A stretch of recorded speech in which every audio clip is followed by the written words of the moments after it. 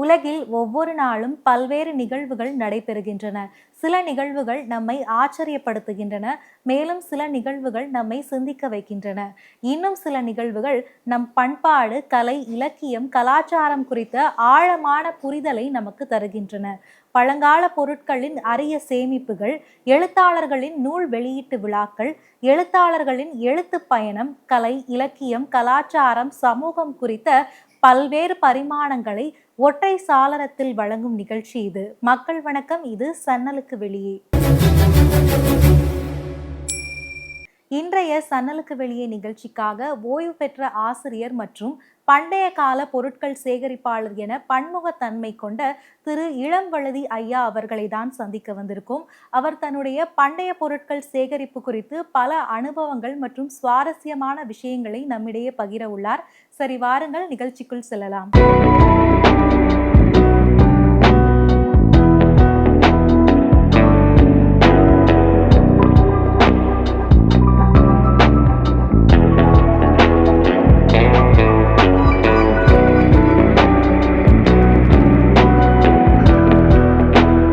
வணக்கம் ஐயா, எப்படி இருக்கீங்க? வணக்கம் சார், நல்லா இருக்குங்கம்மா. ஓகே, உங்களை பற்றி நாங்கள் நிறைய கேள்விப்பட்டோம். அதுலேயும் குறிப்பாக பழைய பொருட்கள், அதாவது காயின்ஸ், கரன்சிஸ் இதெல்லாம் நீங்கள் கலெக்ட் பண்ணுறீங்க அப்படின்னு கேள்விப்பட்டோம். இந்த நாணயங்கள் இதெல்லாம் சேகரிக்கிறதுல உங்களுக்கு அந்த ஆர்வம் அப்படிங்கிறது எப்படி வந்துச்சு? ஏன்னா எல்லாருமே வந்துட்டு நாணயங்கள் சேகரிப்பு அப்படின்னு ஈடுபட மாட்டாங்க. சில பேர் நாணயங்கள் சேகரிப்பு சிறு வயதில் ஈடுபட்டிருப்பாங்க, அதுக்கப்புறம் அதை கைவிட்டிருப்பாங்க. உங்களுக்கு இந்த ஒரு ஆர்வம் அப்படிங்கிறது எப்படி வந்துச்சு, அதை பற்றி சொல்லுங்கள். இப்போ நாணயங்கள் சேகரிப்பதில் எனக்கு என் பையன்கள் மூலமாக தான் ஆக்சுவலாக வந்துச்சு. பழைய நாணயங்களில் இந்த 1 பைசா, ஓட்ட பைசாவிலேருந்து 1 பைசா இருந்துச்சு, அலுமினிய காசுல இருந்தது. அந்த நாணயங்கள்லேருந்து அதன் பிறகு பிரிட்டிஷ் இந்தியா காயின்லேயே 1/12 குவார்டர் ஆனா இருந்துச்சு, 1/12 ஆனா இருந்தது. அதெல்லாம் என்னுடைய கலெக்ஷன் ஏற்கனவே நாங்கள் வச்சுருந்தோம். பையங்களுடைய ஸ்கூல் எக்ஸிபிஷன் வைக்கிறப்ப அவர்களுக்கு தேவையான விஷயம் நம்ம கொடுத்து அனுப்புகிறப்ப அவங்க டீச்சர்ஸ் பார்த்துட்டு நல்லா இருக்குன்னு சொன்னதுனால நம்ம இந்த ஒரு கலெக்ஷனை ஆரம்பிக்கலாம் அப்படிங்கிறதுக்காக தொடர்ந்து அதை மேற்கொள்ள வேண்டிய ஒரு சுச்சுவேஷன் வந்துச்சு. அதுலேருந்து நம்ம ஒவ்வொன்றா கலெக்ட் பண்ண ஆரம்பித்தோம். நம்ம அதில் நீங்கள் என்ன மாதிரியான நாணயங்கள்லாம் நீங்கள் கலெக்ட் பண்ணி வச்சுருக்கீங்க? ஏன்னா நம்ம ஒரு குறிப்பிட்ட காலத்தில் 1 பைசா, 5 பைசா இந்த மாதிரி நாணயங்கள் நம்ம எல்லாருக்குமே கையில் கிடச்சிருக்கும். ஆனால் அதுக்கு முன்னாடி இருந்த காலகட்டத்தில், மன்னர்கள் காலத்தில் இருக்கக்கூடிய நாணயங்கள், இந்த மாதிரியான நாணயங்கள் எல்லாம் உங்ககிட்ட இருக்கா? உங்ககிட்ட என்ன மாதிரியான நாணயங்கள்லாம் இருக்குன்னு நீங்கள் கிட்ட சொல்லுங்கள். என்கிட்ட ராஜராஜ சோழன் காலத்து காசுலேருந்து கிட்டத்தட்ட 1000 ஆண்டுகளுக்கு மேற்பட்ட காலம் அது.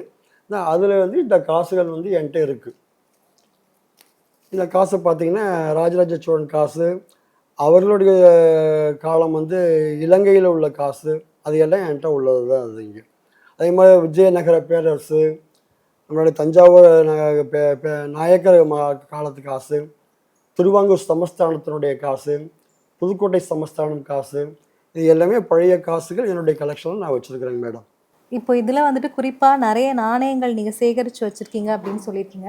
குறிப்பாக ராஜராஜர் காலத்து, சோழர் காலத்து நாணயங்கள் அப்படிங்கிறதெல்லாம் உங்களுக்கு எப்படி கிடச்சிச்சு? அதுலேயும் முகலாயர்கள் காலத்து நாணயங்கள்லாம் இருக்குதுன்னு சொல்கிறீங்க. இதெல்லாம் நீங்கள் எப்படி கலெக்ட் பண்ணுவீங்க? இப்போ நாங்கள் சொந்த ஊர் திருச்சி அப்படிங்கிறதுனால காவிரி ஆற்று படுகையில் நிறைய நாணயங்கள் அப்போதைக்கு ஆறுகள் மூலமாக அடித்து வரப்பட்டு தண்ணீர் குறைகின்ற சமயத்தில் இதுக்குன்னே சில ஊர்களில் மண்ணை சலித்து பழைய காலத்தினுடைய காசுலாம் கலெக்ட் பண்ணி வைக்கிறாங்க. நாங்கள் அவங்கள தேடி போய் என்னென்ன இது மாதிரி காசுகள் கிடைக்குதா அப்படிங்கிறது அந்த ரிவர் பெட் ஏரியாலேயே போய் நாங்கள் கலெக்ட் பண்ணி வச்சுருக்குறோம். நம்ம அதில் நீங்கள் இப்போ குறிப்பாக அங்கே போய் கலெக்ட் பண்ணுவோம், நாங்கள் அந்த ஊருக்கே போய் கலெக்ட் பண்ணுவோம் அப்படின்னு நீங்கள் சொல்லியிருந்தீங்க. அது எப்படி? அதாவது ஒரு தொல்பொருள் ஆராய்ச்சியாளர், அகழ்வார் ஆராய்ச்சியாளர் அப்படின்னா அவங்களுக்கு அந்த டெக்னிக்ஸ் எல்லாம் தெரியும், எங்கே போய் கலெக்ட் பண்ணணும் அப்படிங்கிற விஷயம்லாம் தெரியும். உங்களுக்கு எப்படி இது சார்ந்த ஒரு ஆர்வம் வந்துச்சு? இது சார்ந்து எப்படி ஒரு குழு அமைச்சு போவீங்களா, இல்லாட்டி தனியாக போவீங்களா? திருச்சிராப்பள்ளியை பொறுத்த வரைக்கும் திருச்சிராப்பள்ளி நாணயவியல் கழகம்னு சொல்லிட்டு இருக்குது. நாங்கள் அதில் மெம்பராக இருக்கேன். நான் இங்கே இது போன்ற ஒரு இடங்களுக்கு போகின்ற பொழுது எல்லோரும் சேர்ந்து தான் போகிறோம். சேர்ந்து போகின்ற பொழுது இந்த ஊரில் அது கிடைக்குது. இப்போ மண்ணாச்சூர் பக்கத்துலேயே உள்ள கோயில் பக்கத்தில் சொஸ்தி கிணறு இருக்குது. இப்போ ரீசெண்டாக சும்மா கோயில் உள்ள சிற்பங்களை பார்ப்பதற்காக நாங்கள் ஒவ்வொரு ஊராக போய் ஒவ்வொரு கோயிலாக போய் என்னென்ன சிற்பங்கள் இருக்குது அப்படிங்கிறத பற்றின விஷயங்கள் நாங்கள் தெரிஞ்சு வந்துக்கிட்டு இருக்கிறோம். வரலாற்று ஆய்வாளர் குழுன்னு அதில் இருக்கிறோம் நாங்கள். அப்படி போகின்ற பொழுது எதேச்சியாக காசு கிடச்சதெல்லாம் கூட இருக்குது இன்றைக்கும். அதில் மேற்பரப்புலாம் மண் அரிக்கக்கூடிய சமயங்களில் அதுலேருந்து கிடைக்கக்கூடிய காசுகளும் இருக்குது. எதிர்பாராத விதமாக கிடைக்கக்கூடிய காசுகளும் நமக்கு அது கிடைக்குது. நமக்கு முகலாயர் காலத்து நாணயங்கள் எல்லாம் நீங்க எங்க போய் தேடுவீங்க? அந்த ஊர்களுக்கே போவீங்களா? இது முகல் எம்பரர்ஸுடைய காயின்ஸ் கலெக்ஷன் அப்படிங்கிறது நம்ம நார்த் இந்தியா முழுக்க போய் நம்ம தேடுவது கொஞ்சம் கஷ்டம். இப்போ நாணயங்கள் சேகரிப்பை பொறுத்த வரைக்கும் நிறைய டீலர்ஸு இன்னைக்கு இருக்கிறாங்க. பழைய கால அந்த நார்த் இந்தியா பகுதியில் உள்ள காயின் கலெக்டர்ஸ் மூலமாக அவங்க நாணயங்கள் நிறைய சேகரித்து அவர்கள் கையில் இருக்கக்கூடிய மிஞ்சிய நாணயங்களை இந்த பக்கம் வந்து விற்பார்கள். சில பேர் தயாராக இருக்கிறாங்க. அதே போன்று தமிழக பகுதியில் இருக்கக்கூடிய நாணயங்களும் நார்த் இந்தியாவுக்கு இருக்கக்கூடியவர்களும் இருக்கிறாங்க. அது போன்ற சமயங்களை நம்ம தேடி பிடிச்சி ஒவ்வொரு ஸ்டேட்ஸாக நம்ம தேடி பிடிச்சி வாங்கி வைக்கிறோம். நம்ம இப்போ நீங்க நாணயங்கள் வாங்குவீங்க அப்படின்னு சொல்லியிருந்தீங்க. அங்கேருந்து வரக்கூடிய நார்த் இந்தியாவிலேருந்து வரக்கூடிய டீலர்ஸ் கிட்ட இருந்து நாணயங்கள் வாங்குவீங்க அப்படின்னு சொல்லியிருந்தீங்க. அந்த நாணயங்கள் உண்மையானது தானே எப்படின்னு நீங்க எப்படி வெரிஃபை பண்ணுவீங்க? ஏன்னா நிறைய பேர் வந்துட்டு போலியா அது மாதிரி இருக்கக்கூடிய நாணயங்களை கூட விற்கலாம் இல்லையா? இப்போ இது போன்ற நாணயங்களை பற்றி பேசுகின்ற பொழுது நம்ம நிறையா படிக்க வேண்டியது இருக்குது மேடம். நிறைய புத்தகங்களை வாசித்தாதான் இது இந்த காலத்து காசு அவங்க வந்து டீட்டெயிலாக போட்டிருக்கிறாங்க. நாணயங்களை பற்றி ஆராய்ச்சி பண்ணக்கூடிய ஆசிரியர்கள் வந்து தனியாக புத்தகம் போட்டிருக்கிறாங்க. அந்த ஒவ்வொரு காசும் யாருடைய காலத்து காசு, அதனுடைய அந்த செப்பு காசினுடைய எடை என்ன அப்படிங்கிற விவரங்கள்லாம் கொடுத்துருக்குறாங்க. இப்போ நாம் அவங்கக்கிட்ட வாங்குகின்ற பொழுதும் அதை நம்ம செக் பண்ணுறோம். எத்தனை எடை இருக்குது, உண்மையான இப்போ டூப்ளிகேட் வரக்கூடியதும் இருக்குது இந்த காலத்தில். நம்ம சும்மா சொல்லக்கூடாது, அதுவுமே வருது.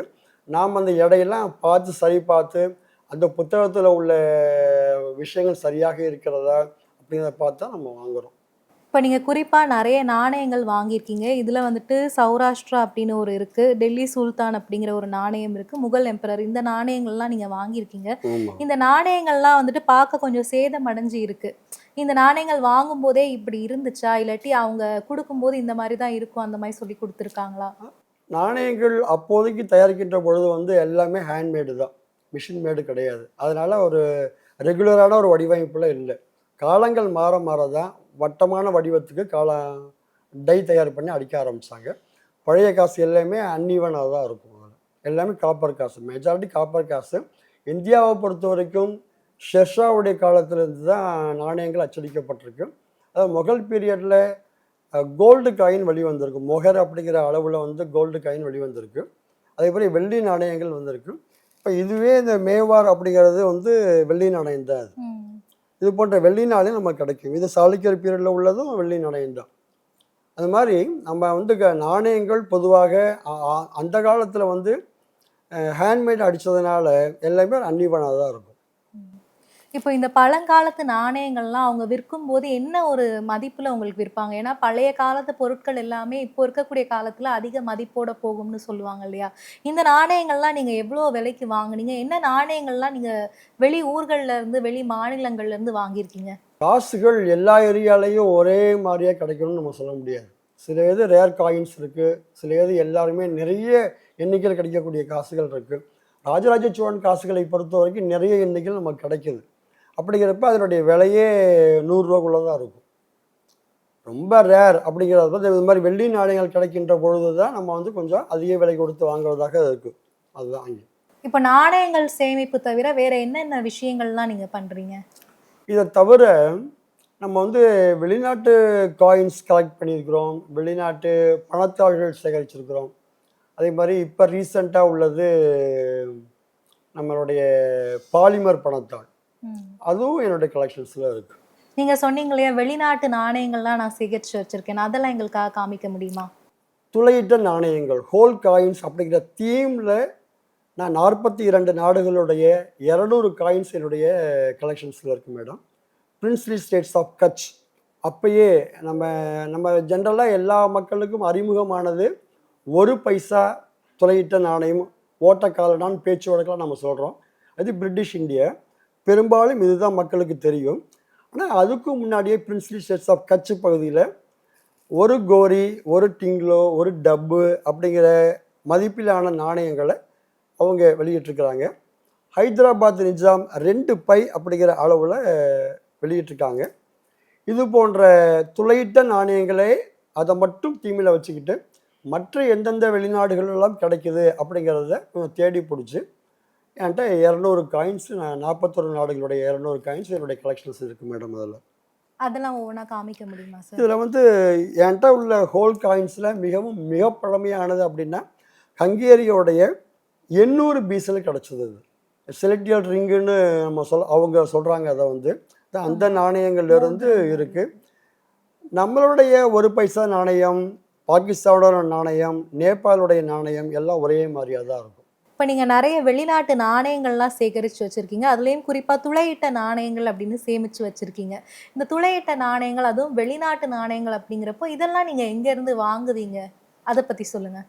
துளையிட்ட நாணயங்களை பொறுத்த வரைக்கும் ஆரம்பத்தில் நம்ம இந்தியனுடைய காயின் 1 பைசா தான் நம்ம அது ஏற்கனவே வீட்டில் இருந்தது. அதனால் அதை நம்ம எடுத்து வச்சோம். அதன் பிறகு நம்ம நாடுகளில் பிரிட்டிஷ் இந்தியாவுக்கு முன்னாடி ஏதாவது காயின் இருக்கா அப்படிங்கிற பார்க்கின்ற பொழுது தான் இந்த பிரின்ஸ்லி ஸ்டேட்ஸ் ஆஃப் கட்ச் வந்து போட்டிருக்காங்க அப்படிங்கிறது நமக்கு தெரியுது. அதனால் அதை முதல்ல தேடி பிடிச்சி வாங்கினேன். அதை வாங்கினதுக்கு பிறகு எந்தெந்த உலக நாடுகள்லாம் இது போன்ற நாணயங்கள் கிடைக்குது அப்படிங்கிறத தேடி பார்க்குறப்ப, புக்கை ரெஃபர் பண்ணுறப்ப ஒவ்வொரு நாடுகளாக கிடச்சிது. ஆரம்பத்தில் இந்த துளையிட்ட நாணயங்களுடைய எதுக்காக துளையிட்ட நாணயங்கள் போடப்பட்டுச்சு அப்படிங்கிறது, இட்ஸ் ஈஸி டு கேரி, ரொம்ப சுலபமாக கைத்தில் கோத்து இடுப்பில் கட்டிக்கிட்டு போகணும் அப்படிங்கிற ஆரம்ப கால பழக்கத்தில் இந்த நாணயங்கள் எல்லா உலக நாடுகளையும் அது போட்டிருக்கிறாங்க மேடம். அதில் கனடா நாடு தான் 2004 முதல்ல வெளியிட்டாங்க இந்த கலர் நாணயங்களில். இது எல்லாமே கனடாவோடது தான். அதற்கு பிறகு ஜெர்மனியில் 5 யூரோ அப்படிங்கிறதும், பப்பா நியூகினியாவில் 50 டோ அப்படிங்கிறதும், நெதர்லாந்தில் 5 குல்டன் அப்படிங்கிற மதிப்பிலான நாணயங்களும், கயானா அவர்களுடைய 50வது சுதந்திர தினத்துக்காக வெளியிட்ட கலர் நாணயங்கள், அது கமாமிரேட்டிவ் இஷ்யூவாக வெளிவந்திருக்கு. பஹாமஸ் மட்டும்தான் 2 பக்கமும் கலர் நாணயங்கள் வெளியிட்டிருக்கிறாங்க இது வரைக்கும்.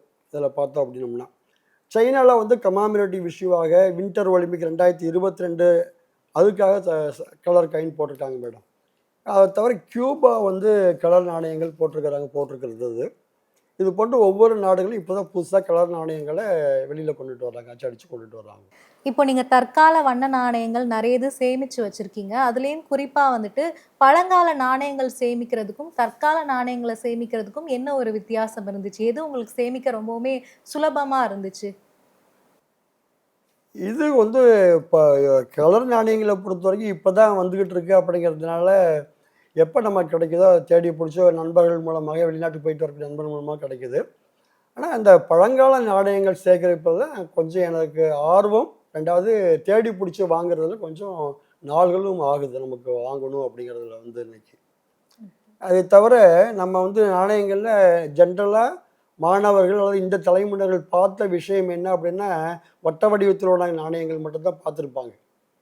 ஆனால் இதுக்கு முன்னாடி அறுகோணத்தில் நாணயங்கள் இருந்திருக்கு, 3 பைசா நாணயம் இருந்துச்சு, சதுர வடிவில் நாணயங்கள் இருக்குது, முக்கோண வடிவத்தில் நாணயங்கள் இருக்குது அப்படிங்கிற விஷயத்த மாணவர்கள்ட்ட கொண்டு போய் சேர்க்கணும் அப்படிங்கிறதுக்காகவும் இதனுடைய காயின்ஸனுடைய கலெக்ஷன்ஸ் வந்து யூஸ் ஆகுது. ஒரு நாணயம் அப்படின்ட்டா நாணயம் வந்து ஒரு ஒரு நாட்டினுடைய காலத்தை சொல்லுது, ஒரு என்னுடைய கலாச்சாரத்தை சொல்லுது, அவருடைய வணிக அமைப்பை சொல்லுது. ஒரு நாணயம் அப்படிங்கிறது எல்லா விஷயத்தையும் சொல்கிறதுனால நம்ம ஈஸியாக மாணவர்கிட்ட அதை கொண்டு போய் சேர்க்கணும் அப்படிங்கிற ஒரு எண்ணத்தோட இந்த ஒரு பைசா அப்படின்னா 1 பைசா எந்த காலத்தில் அச்சடிச்சாங்க, ஏன் இது வட்டமாக இருந்துச்சு, செம்பு நாணயங்கள் ஆரம்பத்தில் துருக்கியில் தான் வந்து லிடியன் அப்படின்னு சொல்லக்கூடிய சிங்க முகம் கொண்ட பணத்தை காயின் வந்து வெளியிட்டாங்க. இப்போ தங்க நாணயங்கள் வெளியிடுகின்ற பொழுது அதனுடைய மதிப்புகள் கூடுகின்ற பொழுது வேறு உலோகத்தில் எப்படி நாம் நாணயங்கள் செய்கின்ற பொழுது இப்போ தங்கத்தையும் வெள்ளியையும் கலந்து எலக்ட்ரம் அப்படிங்கிற ஒரு உலோகத்தை கலவையினால் நாணயங்கள் வெளியிட ஆரம்பித்தாங்க. அப்போ தங்கமும் வெள்ளியும் அதனுடைய மதிப்பு கூட கூட அதுக்கப்புறம் செப்பு நாணயங்கள் புழக்கத்துக்கு வர ஆரம்பிச்சது. இப்போ செப்பு நாணயங்கள்லேருந்து நம்ம வந்து பிராஸ், நம்ம இந்தியாவை பொறுத்த வரைக்கும் பிராஸ் பயன்படுத்தியிருக்கிறோம், துருப்பிடிக்காத எஃகு பயன்படுத்திக்கிட்டு இருக்கிறோம். இப்போ வந்து நடைமுறையில் வந்து டியூவல் 2 உலோகங்கள் பயன்படுத்தக்கூடிய காயிங்களை வந்து நம்ம வந்து பயன்படுத்திக்கிட்டு இருக்கோம். நாணயங்கள் சேகரிப்பு பற்றியும் அதோட வரலாறு பற்றியும் நிறைய விஷயங்கள் சொன்னீங்க. பணத்தாள்கள் பற்றி நீங்க சொல்லலையே. என்ன மாதிரியான பணத்தாள்கள்லாம் நீங்க சேமிச்சு வச்சிருக்கீங்க? என்ன நாட்டோடதெல்லாம் சேமிச்சு வச்சிருக்கீங்கன்னு எங்களுக்காக காமிங்க. ரிப்பப்ளிக் இந்தியாவில் உள்ள எல்லா பணத்தாள்களும் என்னுடைய கலெக்ஷன்ஸில் இருக்குது. அதுலேயும் குறிப்பிட்ட 2 விஷயங்கள் மட்டும் என்கிட்ட இல்லை. 5000, 10,000 மொரார்ஜி தேசாய் பீரியட்லேயே அதை டிமானிட்டைசேஷனாக எடுத்துட்டாங்க. ஆனால் 1000 ரூபாய் நோட்டு அந்த 1960களில் வெளியிட்ட இந்த 1000 ரூபாய் நோட்டு என்னுடைய கலெக்ஷன்ஸில் இருக்குது அப்படிங்கிறது குறிப்பிடத்தக்க விஷயமாக நான் கருதுகிறேன். இப்போ நாணயங்களை குறிப்பிட வகையில் ஒரு விஷயம் உங்கள்கிட்ட சொல்ல தவறான ஒரு விஷயம் என்ன அப்படின்னா, என்கிட்ட வந்து மைசூர் திப்பு சுல்தானுடைய ஒரு கோல்டு படம், அது கோல்டு காயின் 0.38 மில்லிகிராம் வந்து இந்த நாணயம் என்கிட்ட என்னுடைய கலெக்ஷன்ஸில் இருக்குது மேடம். அதில் ஒரு தங்க நாணயம், அதுவும் அரசர் காலத்து ஒரு நாணயம் அப்படிங்கிறப்போ இந்த மதிப்பு அப்படிங்கிறது எவ்வளவு? இப்போதைக்கு உள்ள தங்க மதிப்புக்கு தகுந்த மாதிரி இதனுடைய ரேட்டில் இன்னைக்கு கூடி போயிடுச்சு. ஈவன் கவர்மெண்ட்டுடைய மின்ட்டில் அடிக்கக்கூடிய நாணயங்களில் 50% சில்வர் காயின். இப்போ கடைசியாக 2025 நம்மளுடைய கங்கை கொண்ட சோழபுரம் கோயிலை கட்டிய ராஜேந்திர சோழனுடைய நாணயம் வெளியிட்டாங்க. அதில் முழுக்க முழுக்க 40 கிராம் பியூர் சில்வர். இப்போ அதனுடைய நான் அப்போதைக்கு வாங்கின்ற போது மின்ட்டில் வாங்கினப்பயே ரேட்டு ஒரு ரேட்டும், இப்போ அதே மின்ட்டு ரேட்டு வந்து இதை விட கூடுதலாகவும் இருக்குது. அதே போன்று இப்போ வாங்கினதுக்கும் இன்னும் பிற்காலத்தில் வாங்குவதற்கும் அதனுடைய மதிப்பு கூட்டிகிட்டு தான் போகும். பணத்தாள்கள், வெளிநாட்டு பணத்தாள்கள் அதெல்லாம் சேமிச்சிருக்கீங்களா? அதை பற்றி சொல்லுங்கள் எங்களுக்காக. இப்போ வெளிநாட்டு பணத்தாள்களை பொறுத்த வரைக்கும் என்கிட்ட 164 நாடுகளுடைய 800 கரன்சிஸ் நான் வச்சுருக்கிறேன். ஐக்கிய நாட்டு சபையின்படி 192 நாடுகள் கணக்கு வருது. 164 நாடுகள் என்னுடைய கலெக்ஷன்ஸில் வச்சுருக்கிறேன். இதை தவிர இப்போதைக்கு பாலிமர் கரன்சிஸ் 75 நாடுகளுக்கு மேற்பட்ட நாடுகள் நீங்கள் வச்சுருக்கிறாங்க. அந்த 75 நாடுகளுடைய பாலிமர் கரன்சியும் என்கிட்ட இருக்குது. 1988 ஆஸ்திரேலியாவில் முதலாக வெளியிட்ட பணத்தாள் இதுதான். வேர்ல்டு லெவல்லையும் ஃபஸ்ட்டு 1988 ஆஸ்திரேலியா தான் வெளியிட்டாங்க. இது அவர்களுடைய பூர்வகுடி மக்களுடைய ஒரு பகுதியில் அந்த படத்தையும், பின்பக்கத்தில் கப்பல் படம், அவங்க ஏகாதிபத்தியம் முதல்ல அவங்க போர்க்கப்பல் வந்து இறங்குச்சு, அதனுடைய படத்தையும் அவங்க ஞாபகார்த்தமாக அந்த பணத்தில் போட்டு இவங்க வெளியிட்டிருக்கிறாங்க மேடம். இது வேர்ல்டு லெவலில் ஃபஸ்ட்டு பணத்தாள். இப்போ இது வேர்ல்டில் 2வது பாலிமர் கரன்சி ருமேனியா வெளியிட்டாங்க. ஐரோப்பா கண்டத்தை பொறுத்த வரைக்கும் முதல் நோட்டு இது தான். இதில் ஒரு என்ன ஸ்பெஷல் அப்படின்னா, 19th செஞ்சுரியினுடைய கடைசி சோலார் எக்லிப்ஸ் அவங்க நாட்டு வழியாக போயிருக்கு முழுக்க. அதனால் அவங்களுடைய நாட்டு மேப்பை அதில் பதிவு செய்து எந்தெந்த வழியாக அந்த சூரிய கிரகணம் போயிருக்கு அப்படிங்கிறதையும் அவங்க மென்ஷன் பண்ணி அதை அவங்க சோலார் குடும்பத்துக்கு டெடிகேட் பண்ணுறோம் அப்படிங்கிற எண்ணத்தில் இந்த நோட்டை அவங்க டெடிகேட் பண்ணியிருக்கிறாங்க. உங்ககிட்ட இருக்கக்கூடிய ஒவ்வொரு நாணயமும் ஒவ்வொரு பணத்தாலும் ஒரு கதையையும் ஒரு வரலாறையும் உள்ளடக்கியிருக்கு. இவ்வளவு வரலாறு அப்படிங்கிற ஒரு விஷயத்தையுமே நீங்கள் எப்படி தெரிஞ்சுக்கிட்டீங்க? இதெல்லாம் நீங்கள் போய் தெரிஞ்சு படிச்சுட்டு அதுக்கப்புறம் வாங்குவீங்களா, இல்லாட்டி இந்த நோட்டுகளெல்லாம் வாங்கிட்டு அதுக்கப்புறம் படிச்சுப்பீங்களா? சிறந்த கேள்வி தான் அது. நம்ம பாலிமர் கலெக்ஷன்ஸ் உள்ளுக்குள்ளே போகிறப்ப நம்ம இதனுடைய கரன்சியினுடைய முக்கியத்துவம் என்ன அப்படிங்கிறத பார்த்துக்கிட்டு தான் நம்ம வாங்கணும். அதை வந்து ஏன் அப்படின்னா, ஐரோப்பாவை பொறுத்த வரைக்கும் இது முதல் பணத்தாள், அதாவது பாலிமர் பணத்தாளில் இது முதல் அப்படிங்கிறதுனால இது நம்ம கலெக்ஷன்ஸில் இருக்கணும் அப்படிங்கிறதையும், ரொம்ப குறிப்பாக அந்த 19th செஞ்சுரியினுடைய கடைசி சோலார் எக்லிப்ஸ் அப்படிங்கிறதுனாலையும் நம்ம தேடி பிடிச்சி வாங்கணும் நம்ம அதை வந்து. இப்போ இந்த நாணயவியல் சார்ந்து நிறைய விஷயங்கள் நீங்கள் சேகரிச்சிருக்கீங்க. குறிப்பாக ஏதாச்சும் ஒரு மாணவர்கள் கிட்ட இதை பற்றி நீங்கள் விளக்குவீங்களா, இல்லாட்டி எப்படி, இதை பற்றி சொல்லுங்கள். என்னுடைய நோக்கமே நம்ம ஆசிரியர் என்கின்ற காரணத்தினால நம்மகிட்ட இருக்கக்கூடிய சேகரிப்பு கலையை மாணவர்களிடம் கொண்டு போய் சேர்க்க வேண்டும் அப்படிங்கிறது தான் என்னுடைய எண்ணம். அப்போ மாணவர்கள் நேற்று நடந்த 3 நாள் நிகழ்ச்சியும் ஆகட்டும், அல்லது திருச்சிராப்பள்ளி மாவட்டத்திலே பல்வேறு கல்லூரிகள் ஆகட்டும், பல்வேறு பள்ளிகள் ஆகட்டும் கூப்பிட்டு கண்காட்சி வைக்க சொல்லி கூப்பிடுகின்றார்கள். ரொம்ப மாணவர்கள் இதை பற்றின பல்வேறு கேள்விகள் கேட்டு நம்மகிட்ட கேட்குறாங்க. இது எப்படி கலெக்ட் பண்ணீங்க, இந்த பணம் எப்போ வெளியிடப்பட்டாங்க, அப்படி ஒவ்வொரு தகவலையும் ரொம்ப ஆர்வமோடு கேட்டு சொல்லக்கூடிய மாணவர்களாக இருக்கிறாங்க. அதான் அவங்களுடைய நோக்கத்துக்கு தகுந்த மாதிரி நம்ம வந்து நிறைய விஷயங்களை இந்த நோட்டுகளை பற்றி தெரிஞ்சுக்கிட்டு நம்ம கொண்டு போய் சேர்க்க வேண்டிய நிலைமையில நம்ம இருந்துகிட்டு இருக்கோம். அதனால் நம்மளும் இதை பற்றின விஷயங்களை இப்போ தெரிஞ்சுக்கிட்டு இருக்கோம். இப்போ எப்படி நம்ம வந்து இந்த பாலிமர் பணத்தாள் புதுசாக படிக்கிறோமோ, பேப்பர் பணத்தாலையும் புதிய விஷயம் இப்போ வந்திருக்கு.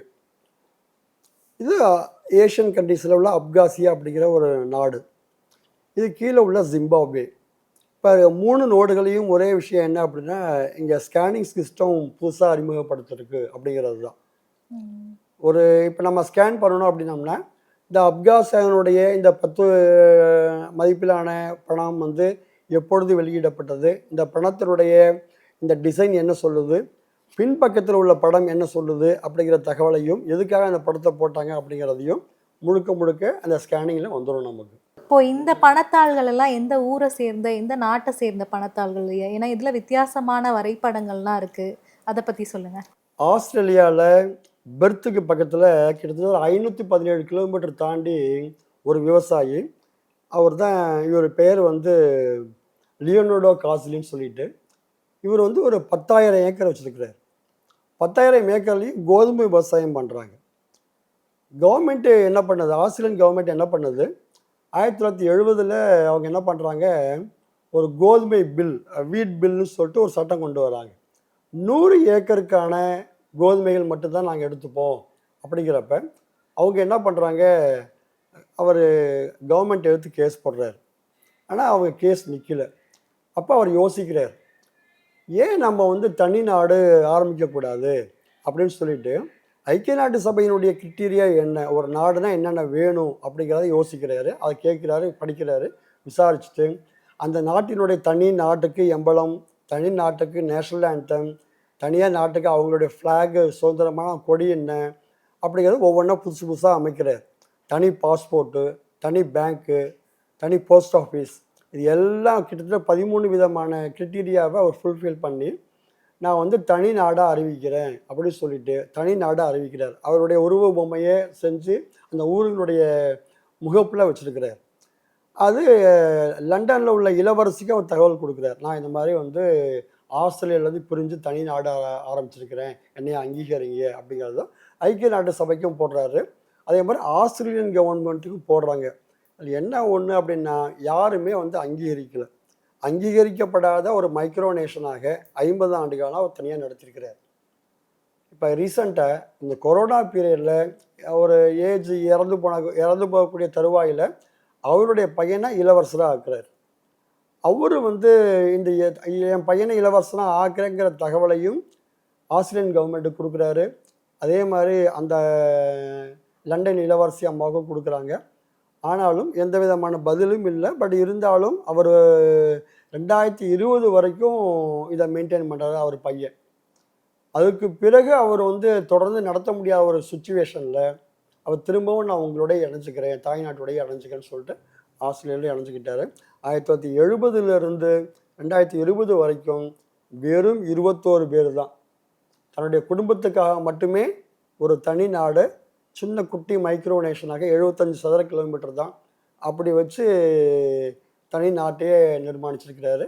இது இந்த பணத்தால் சேகரிக்கிறப்ப எனக்கு ஒரு புதிய தகவலாக அது இருந்துச்சு. இது வித்தியாசமாகவும் இருந்துச்சு. வேற வித்தியாசமான பணத்தாள்கள் ஏதாச்சும் இருக்கா? அதை பத்தி சொல்லுங்க எங்களுக்காக. இப்போ இது ஒரு பக்கம் சிங்கப்பூருடைய படம், கீழே வந்து புரூனை மன்னருடைய படம், அப்படியே பின்னாடி திருப்பினோம் அப்படின்னோம்னா சிங்கப்பூர் பணத்துக்கு பின்னாடி புரூனையோடைய படம், அதே மாதிரி இங்கே சிங்கப்பூர் படம். ஒரே கரன்சி, மணி எக்ஸ்சேஞ்ச் பண்ணாமல் 2 நாடுகளுக்கும் பொருந்தும் அப்படிங்கிற மாதிரி அவங்க 2 பேரும் அக்ரிமெண்ட் போட்டு அந்த பணத்தாள்கள் இன்றளவும் பயன்பாட்டில் இருக்குது. இந்த பணத்தாளோட மதிப்பு எவ்வளோ ஐயா? இப்போ $20 தான். இது $20, இது $50. 2 பேர்த்தனுடைய பண மதிப்பும் ஒன்றா இருக்கிறதுனால அவங்க அப்படி ஒரு அக்ரிமெண்ட் போட்டிருக்கிறாங்க. அவங்க இப்போ தொல்பொருள் ஆய்வுன்னு வரும்போது நிறைய இடங்கள்ல தமிழ்நாட்டிலேயே தொல்பொருள் ஆராய்ச்சிகள் அப்படிங்கிறது நடக்குது. கீழடி, அரிட்டாப்பட்டி இந்த மாதிரியான இடங்கள்ல எல்லாம் நடக்குது. இந்த மாதிரி நடக்கிற இடங்கள்ல நீங்க போய் பார்வையிடுவீங்களா? இல்லாட்டி பார்வையிடுறதுக்கான ஒரு அனுமதி அப்படிங்கிறது கிடைக்குமா? இப்போ யார் வேண்டாலும் எல்லா இடத்துக்கும் போகிறோங்கம்மா. நம்ம இப்போ கீழடி அகழ்வாராய்ச்சி நான் 2 தடவை போயிட்டு வந்துட்டோம். கீழடி ஆராய்ச்சி நடக்கின்ற பொழுதே நான் உள்ளுக்குள்ளே பர்மிஷன், ஆராய்ச்சி நடக்கின்ற பொழுது பர்மிஷன் கொடுக்க மாட்டாங்க. அதற்கு பிறகு அவர்கள் தோண்டி எடுத்த பகுதிகளை நான் 2-3 போய் பார்த்துட்டோம். நம்ம அம்மோனைட்ஸ் கிடைச்சிருக்கு, பைவால்வ்ஸ் கிடச்சிருக்கு. இது போன்ற ஒரு குறிப்பிட்ட எண்ணிக்கையிலான ஃபாசில்ஸு என்கிட்ட இருக்குது.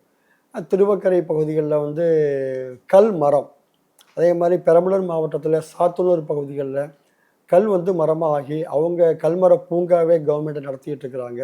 அது போன்ற இடங்களில் கிடைச்ச கல்மரம் பீஸ் வந்து என்கிட்ட வச்சுருக்கிறேன் நான். இப்போ பழங்கால தொல்பொருள் புதை படிமங்கள் அப்படிங்கிறப்போ என்ன மாதிரியான விஷயங்கள்லாம் உங்களுக்கு கிடைச்சிருக்கு? அதுலயே வித்தியாசமா உங்ககிட்ட இருக்கக்கூடிய விஷயங்கள் அப்படின்னா அது என்ன? எல்லோரும் சேர்ந்து போய் தான் கலெக்ட் பண்ணுறோம். எனது நண்பர்கிட்ட வந்து டைனோசர் முட்டை கிடச்சிருக்கு. அது நம்ம கையில் இப்போதைக்கு இருக்குங்க மேடம். அது இப்போ நீங்க பல்வேறு நாணயங்களா இருக்கட்டும், பணத்தாள்களா இருக்கட்டும், அதே நேரத்துல புதை படிமங்களா இருக்கட்டும், இப்படி நிறைய பழங்கால பொருட்களை சேமிச்சு வச்சிருக்கீங்க. இந்த பழங்கால பொருட்கள் குறித்து மாணவர்கள் கிட்ட வகுப்புகளும் எடுத்துட்டு வரீங்க அப்படின்னு சொல்றீங்க. இதுக்காக பிரத்யேகமா தனித்துவமா ஏதாச்சும் வகுப்புகள் மாணவர்களுக்கு எடுக்கிறீங்களா? உங்களுக்கு இந்த மாதிரியான பழங்கால பொருட்களை சேமிச்சு வச்சதுக்கான எந்த மாதிரியான அங்கீகாரம் அப்படிங்கிறது கிடைச்சிச்சு? அதை பத்தி சொல்லுங்க.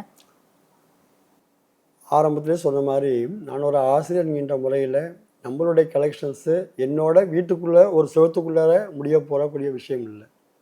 என்னுடைய கலெக்ஷன்ஸு அனைத்து மாணவர்களுக்கும் போய் சேரணும் அப்படிங்கிறதுனால என் தலைமை ஆசிரியருடைய அழைப்பின் பேரில் எந்த ஆசிரியர்கள் கூப்பிட்றாங்களோ அந்த பள்ளிக்கூடத்துக்கு இந்த பொருட்கள் எல்லாம் கொண்டு போய் சேர்த்து அதை பற்றின விஷயங்களை மாணவர்களுக்கு நம்ம எடுத்து சொல்கிறோம். இவ்வளவு நேரம் உங்களுடைய நாணயம் சேமிப்பு பற்றியும் பணத்தாள் சேமிப்பு பற்றியும் அதே நேரத்தில் தொல்பொருள் ஆராய்ச்சி புதைப்படிமங்கள் சேமிப்பு இப்படி நிறைய விஷயங்களை எங்களுக்காக விளக்கமாக சொன்னதுக்கு நன்றி ஐயா. நீங்கள் மேலும் மேலும் நிறைய விஷயங்கள் இன்னும் ஆராய்ச்சி பண்ணி நிறைய விஷயங்கள் சேகரித்து மாணவர்களுக்கு நிறைய விஷயங்கள் கற்றுக் கொடுக்கணும் அப்படிங்கிறதுக்காக மக்கள் தொலைக்காட்சி சார்பாக நாங்கள் எங்களோட வாழ்த்துக்களை தெரிவிச்சுக்கிறோம். மக்கள் தொலைக்காட்சிக்கும் நேயர்களுக்கும் எனது மிக்க நன்றி. நன்றி.